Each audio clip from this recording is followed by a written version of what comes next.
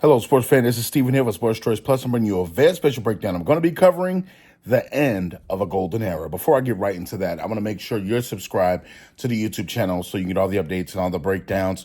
Let's get right into it. Looking at the news and seeing that the Dallas Mavericks did sign Klay Thompson, he committed there for 2 to 3 years.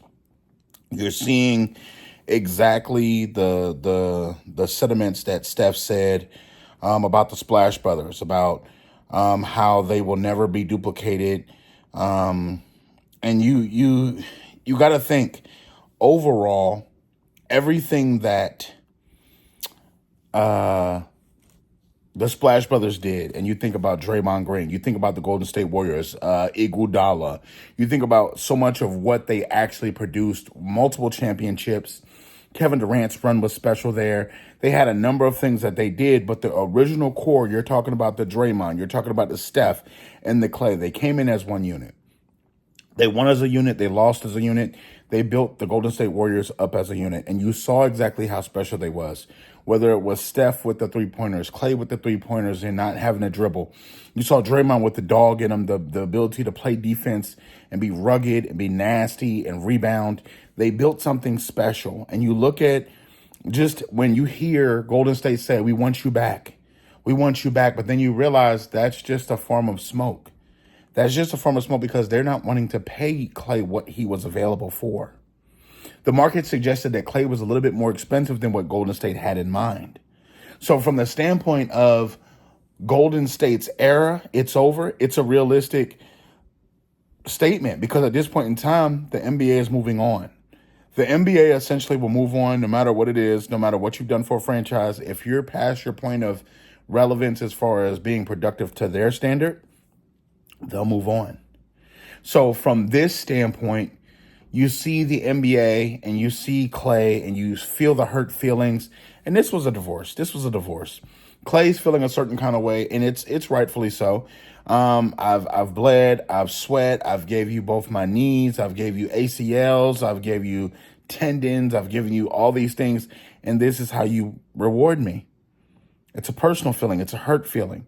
So mind you, Klay's going to have a statue outside of that building one day, outside the Chase Center. There's going to be one for Klay, I believe. It's going to be one for Steph, I believe, and it's going to also be one for Draymond. But let's just be real about the divorce. Klay has earned the right, and mind you, Klay hasn't been playing up to his all-star standard, but for someone that's coming off the back-to-back knee injuries, that's lost 2 years to injuries, he essentially is still playing at a level that's respectable for the NBA. Now, mind you, when you look at the free agent signings that they've signed, they signed this, but they couldn't sign Klay. It's tough, but the harsh reality is it's business. The NBA essentially is a business. What Golden State did was best for the team, not for Klay. Even if it was a 1-year deal, even if it was a 2-year deal, something in the neighborhood working with Klay, they were not willing to work with Klay. So we have to understand this. This divorce looks nasty. It hurts right now. It's going to be vilified right now. And you're thinking, oh, big bad Golden State. But keep in mind, Klay's eventually going to go back to that team. He's going to retire a Golden State Warrior. That number is going to be retired in the rafters. And I don't believe nobody should ever wear that number in that organization ever again. What Klay did was special. The ability to play defense as a 3-and-D guy and to be able to score prolifically, to be able to carry your team offensively when Steph didn't have it, when Dre didn't have it, when to be able to be the piece that helped that team develop and to grow and be a integral part of the offense and defense. Klay deserves a little bit more. But it's the end of an era, and it's Golden State right now has to find their identity because at this point, Splash Brothers are over. Steph probably has 2 more good years and 3 at max. And you're seeing, the rise of new point guards, the rise of new shooting guards, centers, forwards. And Golden State had an opportunity to get younger. They didn't trade Chris Paul when they had the chance. They didn't trade for a couple of different pieces when they had the chance. So it just makes you wonder, it's the end of an era. Klay Thompson deserved better. But when it's all said and done, what did you learn from this? The NBA is a business. That's what it boils down to. Don't take it personal.